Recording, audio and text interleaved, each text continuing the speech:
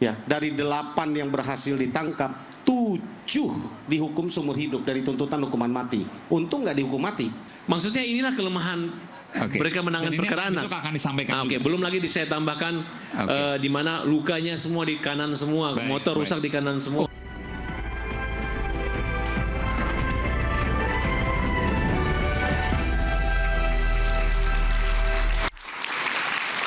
Sampai pada sesi terakhir rakyat bersuara, saatnya untuk menyampaikan rakyat bersuara dari para narasumber kita. Saya mulai dari Ambu Profesor Yenti Garnasi. Silakan. Ya baik. Jadi kita menunggu sampai ada PK karena memang formalnya seperti itu. Tapi sampai saat ini ya itu putusan kasasi. Tapi bahwa ada kecurigaan bahwa masih ada no viral no justice itu juga sangat menyedihkan. Tapi yang disampaikan tadi kan menukiknya pada polisi terus ya. Padahal itu kan bermuara pada putusan. Betul. Berputusan. Artinya kalaupun polisi ada masalah, harusnya dalam sistem peradilan pidana itu kan subsistemnya adalah mulai dari penyidikan, JPU, hakim bahkan sampai ke LP. Nanti dari LP ketika orang itu sudah selesai menjalani pidana, kita akan lihat jadi residif apa tidak. Artinya apabila sistem peradilan pidana kita itu bagus semuanya, ya akan menghasilkan sesuatu yang betul-betul benar dan adil. Nah, sekarang begini, kalau ada kecurigaan bahwa penyidikan ada masalah, ada ini itu dan sebagainya, dan itu sudah 8 tahun yang lalu. Harusnya dari sistem peradilan pidana itu kita harapkan JPU-nya itu sebagai pengontrolnya. Kalau memang kurang kan dilengkapi, kalau tidak bisa maju ya tidak bisa maju gitu ya. Bahkan kita punya SP3 dan sebagainya. Kemudian dari apa yang disajikan oleh JPU di pengadilan itu dinilai oleh hakim. Hakim itu sebetulnya kan tidak juga asal-asalan seharusnya, ya kan? Hakim itu sampai saya tulis ya, takut saya salah. Hakim sekarang itu walaupun dikatakan bahwa lebih baik melepaskan 1.000 yang bersalah daripada memidana 1 orang tidak bersalah. Tapi itu kan kalau kita ingat in dubio pro reo itu kan sebetulnya tahun 1400-an sampai 1500 di Romawi, di Itali. Jadi waktu itu, artinya pada waktu itu memang apabila dengan dua alat bukti tidak bisa meyakinkan hakim, dan hakim memang tidak boleh ragu-ragu, harus diberikan yang paling ringan. Yang ringan itu apa? Kalau yang berat memidana ya bebas kan itu. Tapi dengan adanya harusnya kita kan sekarang udah beralih pada putusan ini ya. Kita bukan, kalau ini sampai ada apa-apa, ya yang paling salah ya hakimnya gitu. Itu kan nanti akan kita lihat. Sudah diambil alih semua oleh pengadilan. Iya, karena mereka bukan diambil alih, karena sudah diuji pengujian. Saya tolong minta waktu sedikit ya. Hakim itu tidak juga asal-asalan sebetulnya. Ini saya karena dosen kan ya. Saya juga dosen hukum acara, bahkan dosen perbandingan hukum acara pidana. Ada beberapa sistem hukum saya mengajar di sana. Jadi jangan dikatakan saya hanya tahunya TPPU saja, no. Ya, jadi hakim itu kan melihat hakim dengan itu kan dia harus melakukan penalaran, kemudian logika hukumnya, dia melakukan silogisme, dan kemudian dalam menyusun justifikasi rasionalitas itu dia harus konsisten. Dia harus sangat konsisten dengan logika-logika, konsistensi dengan doktrinal dan untuk mencapai suatu kesimpulan yang namanya putusan. Jadi ada premis mayor, ada premis minornya. Itu kan harusnya dengan putusan yang seperti ini itu semua dilampaui semua. Dan inilah hasilnya. Kalau hakim PN itu kemudian dibanding tetap dikuatkan kan, kemudian kasasi. Itu sampai di situ. Nah, nanti kalau sampai dengan PK kemudian ternyata ini ada kesesatan dan kemudian diterima PK-nya, artinya menjadi masalah kita semua. Jadi kalau ada penyidik yang tidak benar, ya harusnya dibenarkan oleh JPU-nya sampai hakimnya. Ambu Yenti, ya. Kalau PK Sakatatal diterima, artinya PK 7 terpidana lainnya itu pasti akan diterima. Kan besar kemungkinan lah minimal. Kasusnya itu kan ya itu kan bagian dari 8 itu karena bersama-sama. Kalau yang saya lihat itu kan memang satu Sakatatal itu satu anak ya. Dua memang peranannya kecil, tidak seperti semuanya itu karena dia hanya kalau dari putusan hanya melempar saja kan, tidak ikut ke sana ya. Tapi dia bagian dari rangkaian itu karena satu rangkaian itu karena memang semua yang lain. Pelakunya bukan hanya satu tetapi bersama-sama berkaitan dengan pasal 55 55 penyertaan dalam KUHP nanti akan disebutkan sebenarnya peranan-peranannya yang tadi disebutkan. Jadi apakah peranannya memang semuanya sama? Kan memang apakah turut serta, apakah bersama-sama, itu harus diterangkan. Jadi nanti ini menjadi evaluasi untuk kita semua agar putusan hakim itu juga harus lebih betul-betul meyakinkan. Kan gini, dengan dua alat bukti yang ada itu hakim harusnya bisa diyakinkan. Kalau dia tidak yakin, itu yang dikatakan harus dibebaskan. Saya bertanya pada Ambu, tadi ada hal yang janggal, di mana ada satu anak ya, Saka Tatal tadi, tapi hakimnya 3. Biasanya hakimnya hanya satu untuk anak. Disebutkan dalam undang-undang bahwa untuk terdakwa ya, terdakwa anak itu hakimnya tunggal disebutnya. Tunggal, tapi 3 faktanya itu. Tunggal bukan ganjil. Kan kalau ganjil bisa 3, tunggal itu ya 1. Tapi faktanya Saka Tatal hakimnya 3. Ya saya enggak, saya tidak tahu yang itu ya, yang Saka Tatal itu ya, saya tidak. Artinya kalau tadi kan diakui Saka Tatal, betul. Artinya kalau demikian ada kemungkinan pelanggaran di situ.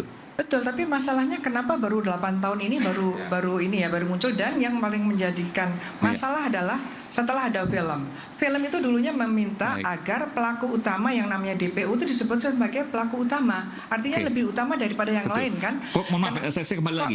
Artinya ketika tadi Saka Tatal menyatakan bahwa hakimnya 3 secara hukum acara itu menyalahi. Menyalahi, harusnya hakimnya tunggal. Ini fakta baru nih, luar biasa. Tunggal dan tidak menggunakan ini kan, itu sangat khusus ya, tertutup, tunggal, dan kemudian tidak menggunakan tidak itu. Jadi memang pendekatannya dalam perspektif anak. Ini fakta baru yang kita ungkap saat ini, yang tadi menurut pengakuan Saka ada 3 hakim yang seharusnya menurut hukum acara ketika anak masalahnya 1 hakim. Pengakuan 3 hakim itu tadinya ada enggak? Ini kan tiap hari ada fakta lagi yang di luar pengadilan ya, dan kemudian kita membahasnya. Padahal seharusnya kan semua itu adalah masuk ke pengadilan, maka besok dimasukkanlah ke PK itu untuk agar kita berpengadilan, berperadilan itu dengan baik dan sesuai dengan aturan yang ada.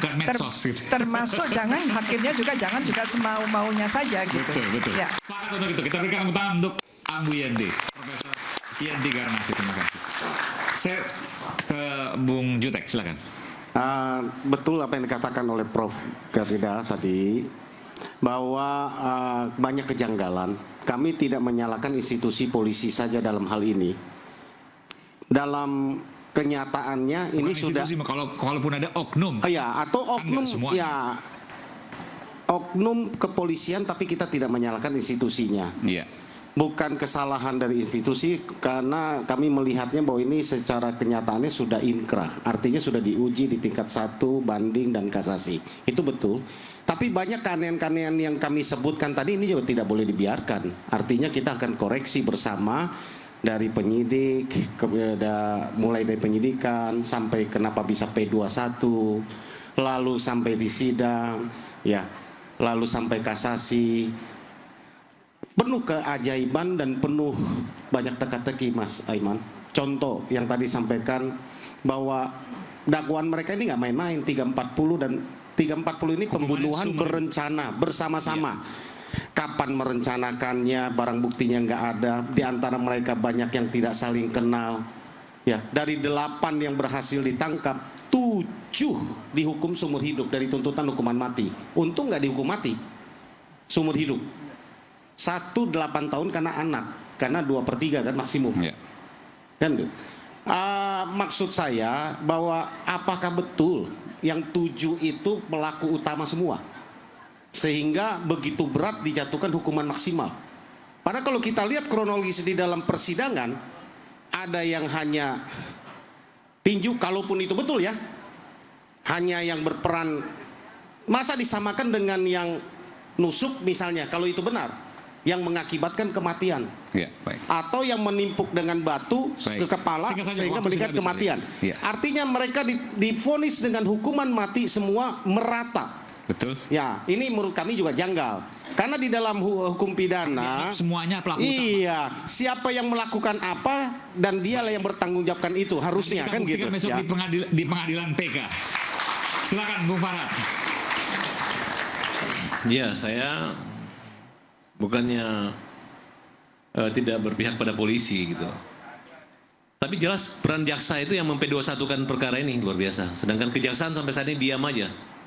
Ya, polisi senang-senang aja ketika di P21-kan perkara itu, karena yang meramu semua di pengadilan itu adalah jaksa. Nah, jadi kita minta segera Jaksa Agung eksaminasi jaksa tersebut. Nah, kemudian kalau memang nanti dalam memori PK kita bisa dijawab memang ada kekeliruan, ya harusnya dikoreksi kembali. Kenapa Saka Tatal yang dari awal ada hakim majelisnya 3 harusnya 1 tunggal, ya.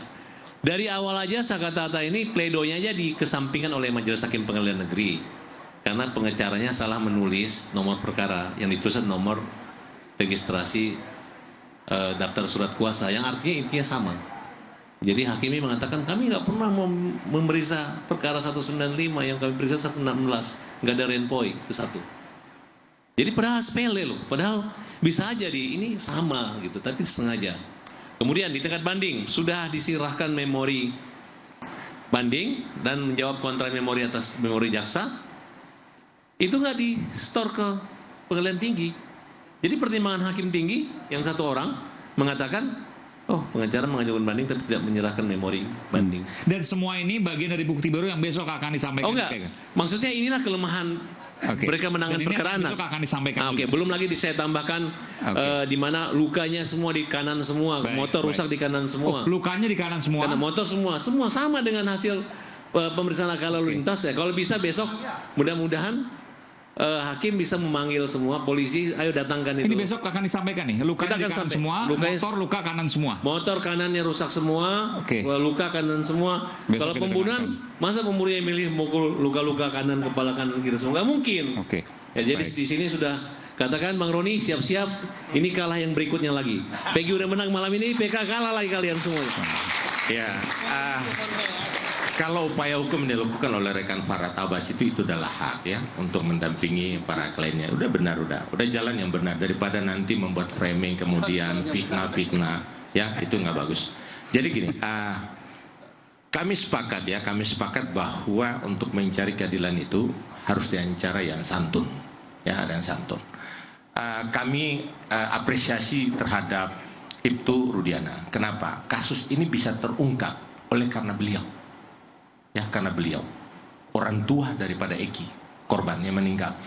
Kalau seandainya orang tua Eki ini nelayan seperti orang tua Sivina, ya sudah sia-sialah mereka mati begitu aja, tidak ada diungkap. Ya, pasti tidak terungkap. Karena Eki, korban yang meninggal, orang tuanya itu adalah Ibtu Rusdiana sebagai polisi. Yang katanya waktu itu, saat itu tanggal 27 kejadian itu adalah laka lantas. Beliau sendiri merenungkan, ya, kalau laka lantas anaknya yang rahangnya patah, hancur gitu, ya. Tapi kok helmnya kok nggak apa-apa, ya, helm nggak apa-apa, kemudian juga handphone pun nggak rusak, motor pun hanya lecet sedikit. Ya, kalau laka lantas itu minimal patah apa gitu lehernya. Ini rusak dalam, helmnya nggak rusak. Tapi kita tidak bisa, kita hanya melihat visum tentu. Jadi gini, kami berpatokan kepada putusan. Ya, putusan mengatakan bahwa sah dan meyakinkan bahwa mereka adalah pelaku. Udah. Termasuk tadi juga soal luka kanan dan sebagainya tidak bisa disimpulkan, hanya visum yang kemudian bisa menyimpulkan itu. Baik, terima kasih, kita berikan tangan. Pak Susno terakhir, silakan. Terima kasih. Pertama saya malam ini ucapkan terima kasih kepada Polres Kabupaten Cirebon yang telah menyidik dengan baik. Kemudian saya dengar-dengar ada yang karena menyidik dengan baik, ini kecelakaan lalu lintas, mudah-mudahan tidak diberi sanksi. Kabupatennya. Kabupaten Cirebon telah berbuat yang benar, kecelakaan lalu lintas. Dan Pak Susno meyakini bahwa kejadian ini bukan pidana tapi kecelakaan lalu lintas. Ya yakin, maka saya beri tantangan kan. Siapa yang bisa membuktikan ini adalah tindak pidana pembunuhan, saya beri hadiah 10 juta. Termasuk PK ini Pak Susno yakin semua. Kalau ini kan ini salah, kan yang putusan ini bukan, ngapain memberi putusan yang salah. Artinya PK-nya pasti akan dimenangkan menurut Pak Susno. Ya jelas lah, ini kecelakaan lalu lintas kok. Nah, makanya silakan buktikan kalau ini adalah pembunuhan. 10 juta dari saya. 4 bulan gaji pensiun loh. Dan ini terbuka untuk seluruh masyarakat Indonesia, sayembara. Daripada kita berpusing-pusing buktikan ini ya. Belum saya ngomong ada daging ya yang nyangkut dan sebagainya. Di PJU itu ya. Saya belajar juga lalu lintas dan pernah jadi kasat lantas saya ini. Melihat goresan, melihat dia terbalik, melihat dia apa-apa itu. Udahlah. Sudah benar apa yang dilakukan Polres Kabupaten Cirebon kecelakaan lalu lintas. Tapi untuk lebih meyakinkan lagi 10 juta. Terima kasih. Baik, terima kasih Komisaris Jenderal Polisi Purnawirawan Susno 2 Jkabaris Polri 2008-2009 dan Kapolda Jabar tahun 2008 sebelum 2007 sampai 2008. Baik, terima kasih Bapak dan Ibu. Jalan mencari kebenaran dan keadilan menjadi penantian panjang bagi mereka yang kabarnya dikorbankan. Pelan-pelan benang kusut kasus Vina Eki terurai. Laporan demi laporan dilayangkan. Saksi-saksi kunci ubah kesaksian dan kepada Ibtu Rudiana dari tempat saat ini Anda berada. Bukankah sudah waktunya untuk segera bicara dan menyampaikan apa yang Anda yakini sebagai sebuah kebenaran? Saya Aiman Wicaksono. Sampai jumpa di Rakyat Bersuara berikutnya. Salam.